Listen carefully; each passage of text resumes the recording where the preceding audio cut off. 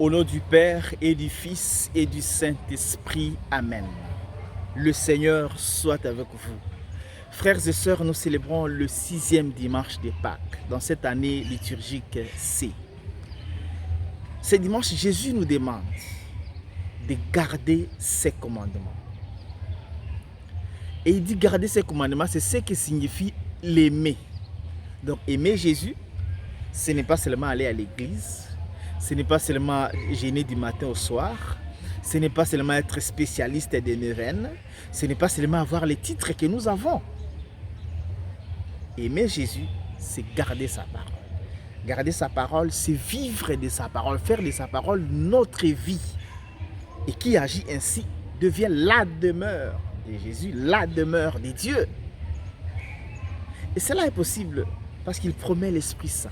L'Esprit qui vient pour rappeler ce qu'il a dit, l'Esprit qui vient pour donner la force de vivre de sa parole, l'Esprit qui vient pour faire de nous la demeure de Dieu. Et parce que l'Esprit peut faire de nous la demeure de Dieu, alors nous pouvons être les artisans de paix. Jésus lui-même donne la paix à ses disciples. La paix se partage.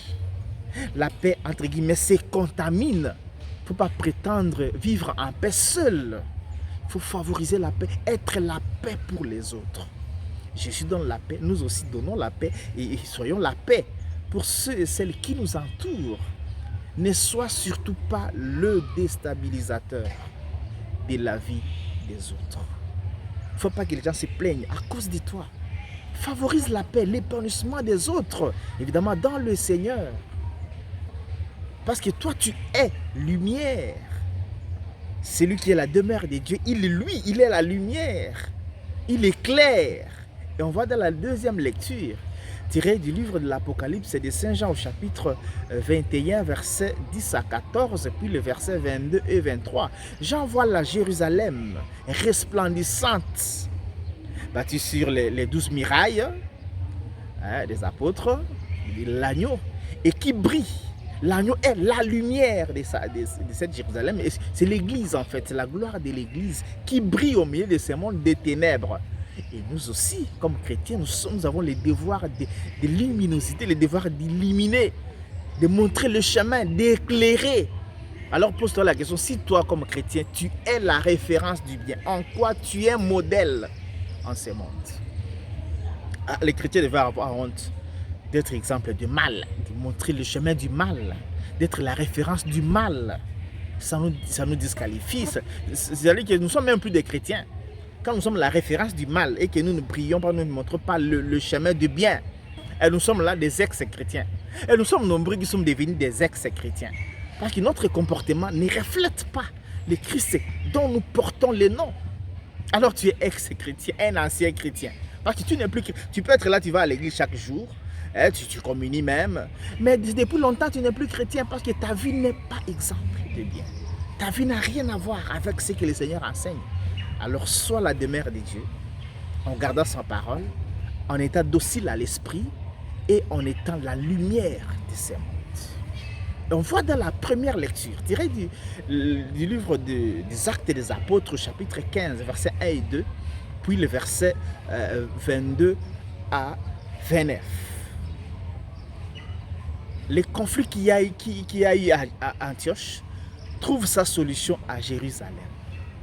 D'abord, les gens sont partis à Antioche sans mandat des apôtres, sans être envoyés. Ils sont allés pour fabriquer des choses là-bas, pour imposer aux pagano-chrétiens de se faire d'abord comme des juifs avant d'être chrétiens.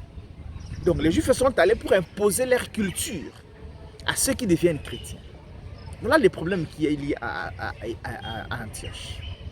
Et ces problèmes refait surface dans nos églises, sous plusieurs formes cette fois-là, parce qu'il y a des tribus qui veulent s'imposer, des cultures qui veulent s'imposer dans une église, des familles qui veulent imposer comme si elles avaient un droit de veto dans l'église, alors que l'église c'est le corps du Christ, c'est la foi au Christ qui prime et non pas la loi de Moïse et non plus la circoncision.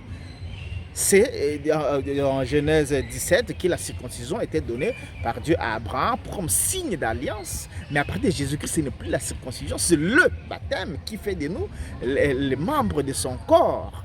Alors que la foi au Christ prime sur nos cultures, sur notre vie, sur nos familles, au sein de l'Église.